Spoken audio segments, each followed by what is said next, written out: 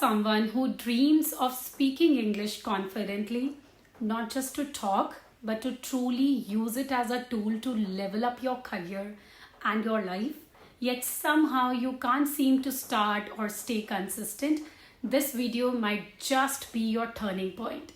Because here's the truth: wanting something and actually doing something about it are two very different stories. Think about it. How many times have you told yourself, one day I'll speak fluent English, one day I'll learn to drive, one day I'll start eating healthy, one day I'll finally exercise? The list goes on, right? Now be honest. How many of those one days have actually turned into your today? My guess, not many. And hey, that doesn't make you lazy or broken. It makes you human. Here's the good news: you are not wrong for wanting it. In fact, the fact that you are even here watching this means you care. You have the desire, you want the change, and that desire, that is too powerful. The real thing standing between you and that confident English speaking version of you, it's not the ability. It's about clarity. Let me tell you a quick story. In my personalized program, I had two clients. One recorded his practice videos every day at 3 p.m. Same time, same spot, same place, no excuses. The other one, he shot it on random times, random places, whenever life allowed him to.